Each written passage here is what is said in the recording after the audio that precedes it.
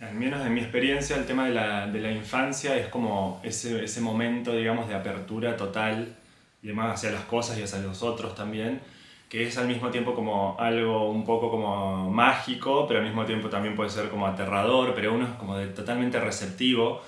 Y la poesía no existe en la forma como objetivado como va a existir después, sino que en todo caso en esa infancia está un poco el fundamento de lo que uno va a escribir o va a hacer después, digamos, como escritor. Al menos yo lo vivo así, pero vuelvo siempre a la infancia en mi poesía, digamos, o sea, vuelvo siempre al pasado, digamos, pero a la infancia también. Y siempre tengo esa idea de la infancia como ese territorio o ese momento como mucho más al mismo tiempo libre, pero también como con su riesgo y su peligro, digamos. O sea, uno está demasiado expuesto a las cosas, no puede ordenarlas, no puede clasificarlas, digamos, las experimenta con total pureza, digamos. Entonces eso es como para mí el lugar del infante o de la infancia. Y en realidad tengo, bueno, mis abuelos, digamos, o sea, los grandes que se ocupaban de los relatos, que son relatos que circulaban tipo por la familia, los relatos del barrio. Yo crecí en una ciudad muy pequeña, o sea, en ese momento era muy chica y además un poco rural porque mi barrio era un barrio nuevo, digamos, las casas eran todas nuevas y a media cuadra estaba el monte, digamos. Entonces jugábamos en el monte, era el campo, o sea, después de eso la esperanza terminaba en mi barrio. Básicamente después no había mucho más. Entonces los relatos aparecían, digamos, por los vecinos, por los abuelos, digamos, por mi familia, digamos, pero eran relatos, qué sé yo, sobre cosas que habían pasado.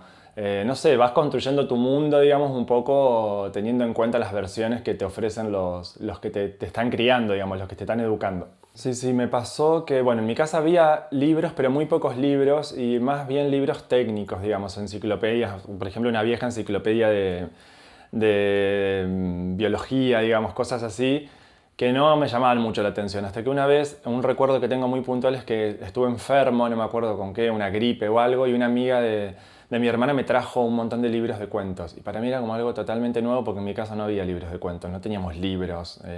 Mi mamá nos contaba cuentos, pero eran cuentos más bien como orales o nos contaba alguna historia, digamos, pero no teníamos el soporte del papel, la ilustración, digamos, y eso fue como un encuentro como muy fuerte para mí.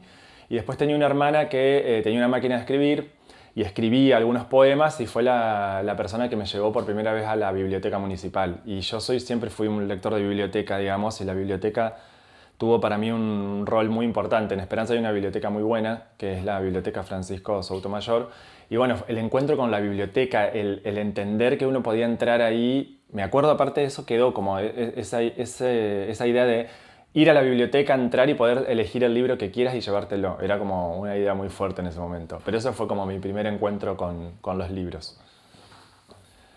Y en realidad los maestros van cambiando, digamos, con el tiempo, no son siempre los mismos, no son los que tenía cuando empecé a leer, por ejemplo. Al descubrir la biblioteca, digamos, y al empezar a leer más sistemáticamente cosas, bueno, había algunos autores que hoy sigo leyendo, pero ya desde otro lugar, pero que en ese momento fueron muy fuertes. Pienso en algo que es también generacional, como es Pizarnik, por ejemplo. Pizarnik, cuando lo descubrí alrededor de los 16 años más o menos, fue como un shock muy fuerte, digamos. Salirse después de Pizarnik era muy difícil. Porque, bueno, Pizarnik, como sabemos, tiene como toda una caterva de imitadores y genera como algo en los escritores que, bueno, difícil de definir, pero muy fuerte. Así que Pizarnik está ahí en esa cosa del maestro, más que nada para sacármela de encima que para aprender cosas o en un primer momento aprender, pero después tener que liberarme de eso. Y bueno, después leía muchos poetas que hoy no leo, o sea, que caían en las manos por la biblioteca, digamos, no sé, Amado Nervo, Octavio Paz, que es un poeta que me gusta, pero que no volvía a Octavio Paz hace años, que no lo vuelvo a leer, pero en ese momento era como un poeta fuerte. Bueno, en Esperanza estaba el caso de Pedroni, que era un poeta, digamos, el poeta, si bien era de Galvez, era el poeta esperancino, y con Pedroni tengo como una relación ambivalente también, porque en un momento era muy el poeta escolar, que nos hacían aprender de memoria los poemas, el poema de la invasión gringa, por ejemplo, que era como el poema emblemático para Esperanza y en ese momento no me gustaba, pero es un poeta con el que al que pude volver, digamos, muchos años después. Por eso la cuestión de los maestros es como altamente variable para mí, o sea, o depende también del contexto y del momento. También fue muy importante para mí ciertas publicaciones, Pienso, por ejemplo, en los fascículos de los poetas del CEAL, del Centro Editor de América Latina, que traducían muchos poetas que hoy para mí son importantes. Estoy pensando desde, no sé, Silvia Plath, por ejemplo, que fue una poeta que leí mucho y que me gusta y que es una poeta que no abandoné, digamos, que sigo leyendo. Pero claro, mi conocimiento de Silvia Plath no fue desde el inglés al principio, sino que fue desde las traducciones y específicamente las traducciones de María Julia Ruski de Crespo en ese momento, que era la que había traducido una selección espectacular para el CEAL. Pero bueno, fueron como descubrimientos que se van haciendo de a poco, un poco de manera azarosa, según lo que había en el patrimonio de esa biblioteca, según lo que yo encontraba, porque comprar libros en ese momento no era una opción, digamos, o sea, eso fue algo mucho más tardío. En relación con, sí, con el proceso creativo no soy muy metódico, digamos, soy más bien anárquico y escribo cuando puedo y cuando quiero. Hay días que no escribo, por ejemplo, no es que tengo una rutina, digamos, fija, tampoco tengo un horario fijo, aunque en realidad soy una persona más noctámbula que de otros horarios, digamos, de otros momentos del día. Con respecto al ejercicio de escribir, puedo escribir cuando hay gente, puedo escribir en un lugar público, eso depende de la necesidad, digamos, el impulso, lo que vaya surgiendo, digamos, en el momento, aunque es cierto que en general cuando cierro algún poema, cuando lo estoy corrigiendo y eso, en general lo estoy solo o lo hago en algún momento que estoy tranquilo, digamos, eso es como, sí, un poco una regularidad, pero no una condición, digamos, es escrito en otras circunstancias. En relación con las motivaciones, bueno, hablabas de lo visual, para mí es muy importante, a mí me gusta sacar fotos, saco fotos, tengo con la imagen una relación así bastante intensa y la imagen está en muchos orígenes de los poemas, digamos, es el origen muchas veces de los poemas, cosas que veo, la escritura tiene como una dimensión un poco previa a la dimensión material de escribir, que es algo cuando uno empieza a escribir en la cabeza, digamos, sobre todo el poema es una forma que por la brevedad y las características que tiene, se presta mucho para la escritura mental, como le digo yo. Uno va pensando, va rumiando algo como un verso, algo que aparece, digamos, y lo vas como completando, le vas dando vueltas, tal vez sin sentarte a escribir, y después en un momento te sentás y lo escribís, que es un momento diferente, digamos, del proceso. Pero bueno, en ese proceso hay imágenes, las fotos, por ejemplo, las fotos familiares, algunas fotos, me gustan mucho las fotos antiguas. Lo visual está como muy presente, pero también obviamente me gusta mucho la cuestión de la calle, digamos, de las cosas que veo cuando a mí me gusta mucho caminar, me gusta andar, me gusta pasear, digamos, entonces cosas que veo, cosas que me quedan, digamos, que por alguna razón retengo, o que no me espero tampoco encontrar, obviamente. Y que bueno, todo eso se mezcla un poco para dar lugar a los poemas, digamos. Con respecto a lo del lector, creo que en algún momento, o sea, siempre surge la cuestión. El tema es que uno cuando escribe un poema, cuando escribe algo, digamos, está demasiado compenetrado con lo que está escribiendo y hay cosas que no advierte, no se da cuenta de cómo van a ser recibidas o leídas, digamos, y para eso necesita un poco de distancia con los textos, digamos. Me parece que la distancia en algún momento, o sea, dejar de escribir, dejar el poema para mí es como fundamental, digamos. Después de escribirlo, dejarlo un tiempo que decante, cuando uno vuelve, ahí salta todo lo que está mal en el poema, lo que falla, lo que no iba, pero bueno, hay que alejarse un poco y me parece que ahí uno tiene un poco más en cuenta al lector, aunque no diría que escribo teniendo en la cabeza al lector. Para algunas cuestiones sí, pero no es algo primordial para mí. Y yo, viendo a los escritores que me interesan, veo que la formación es una formación que va un poco, está muy relacionada con la experiencia particular de cada escritor. No creo que sea necesaria, aunque sí puede ser positiva, una formación institucional, digamos. Yo, por ejemplo, trabajo en la carrera de letras de la Universidad Nacional del Litoral y tengo estudiantes que empiezan a estudiar letras porque quieren escribir. El primer día les digo, o sea, para escribir no hay que estudiar letras, no es necesario pasar por una carrera de letras, o sea, y de hecho están como prueba muchos de los grandes, la mayoría de los grandes escritores que tenemos y que tuvimos. Sin embargo, la carrera puede aportar algunas cuestiones en relación con la escritura, con ciertos hábitos, con técnicas, con otra percepción más sistematizada de lo literario, pero no considero que sea fundamental una formación institucional para nada. Me parece que es un recorrido que cada escritor va armando a su modo. Lo mismo pasa con los talleres, por ejemplo. Los talleres, estamos como en una época del boom de los talleres. Antes no había tantos talleres, hoy en día hay como una sobreabundancia de talleres y me parece que totalmente positivo porque eso a muchas personas les sirve muchísimo para impulsar la escritura, para ordenar la escritura, me parece buenísimo, pero tampoco es necesario, digamos, pasar por un taller para poder escribir, digamos, eso depende de las necesidades de cada uno. Mi biblioteca es como una parte esencial de mí, digamos. Está muy desordenada, o sea, tengo muchos libros, pero muchos. Los tengo algunos en el piso porque no tengo más lugar.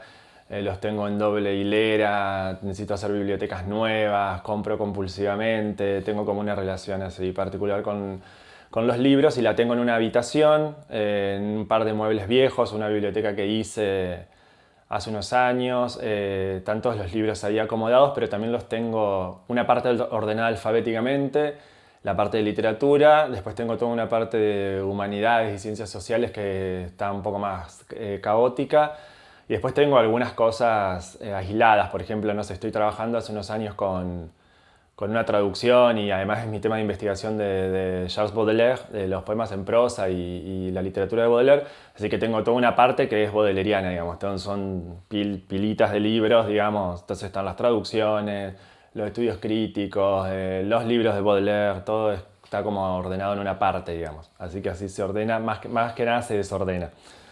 Me hicieron esa pregunta una vez y en realidad no sé qué me da porque no es algo que pueda como de lo que pueda alejarme, forma parte de mi modo de ser, digamos. Entonces creo que las cosas que forman parte del modo de ser de uno no son tan explicables, digamos. O sea, es algo como espontáneo o como natural, digamos. El hecho de escribir o de leer para mí son formas como de habitar el mundo, digamos. O sea, yo no puedo vivir sin leer, digamos. No puedo vivir sin escribir algo de vez en cuando. Aunque hay periodos en que uno no escribe mucho, pero siempre estoy leyendo algo, aunque sea un poema, algo en el día tengo que leer.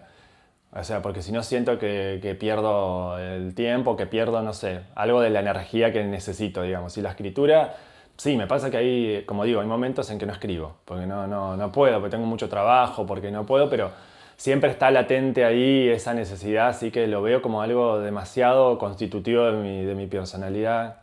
Y ya eso me parece que es más que fundamental.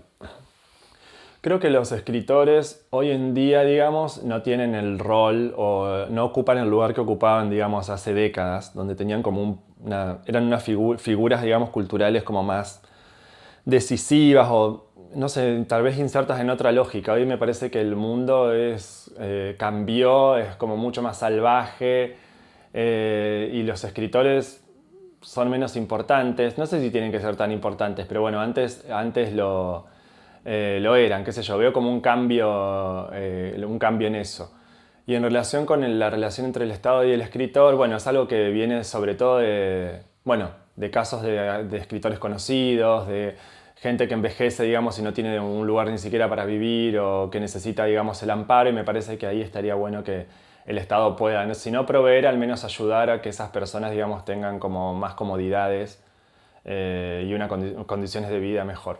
No lo sé, no hubo tal tensión porque siempre tuve como mi trabajo y mi ocupación, digamos, oficial estuvo del lado del académico, de la investigación. O sea, desde que me formé, digamos, desde que estudié y empecé con becas para formarme, para hacer el doctorado, después la beca postdoctoral, después ya enganché con la carrera de investigador, así que mi trabajo está como más de ese lado, pero lo veo también como un trabajo, me gusta, digamos, pero es un trabajo.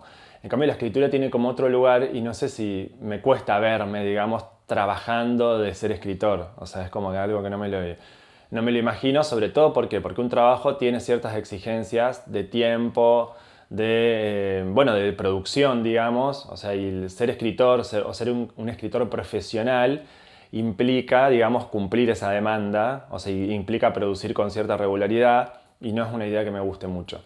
O sea, yo escribo cuando quiero, cuando puedo, por lo tanto trato como de aislarla, de sacar la escritura de esa lógica, digamos, que es un poco más como mercantil. No me parece mala porque ciertos escritores pueden hacerlo, lo hacen bien, pero es algo que a mí no me saldría, sobre todo también porque escribo poesía y la poesía es como dentro de la literatura, está en el borde del borde y qué sé yo, es un poco rebelde a esas exigencias y a nadie le gustaría tener la idea de un poeta profesional, como que es un poco un oxímoron, no existe. Sí, no, ese es otro conflicto igual, que es el conflicto de no poder dedicarme a escribir todo el tiempo. Lo que pasa es que dedicarte a escribir todo el tiempo implica, si lo vas a hacer, a someterte a este régimen que es un poco más de producción, no digo fordista, pero sí capitalista, digamos, de tener que escribir, al menos, no sé, 1 o 2 títulos por año, y eso no sé si me saldría. Pero sí, obviamente vivo con el conflicto de que, bueno, a veces el trabajo me insume mucho tiempo, de que tengo que hacer cosas que no me gustan y que en realidad lo que quiero hacer es escribir un poema. O sea, básicamente eso.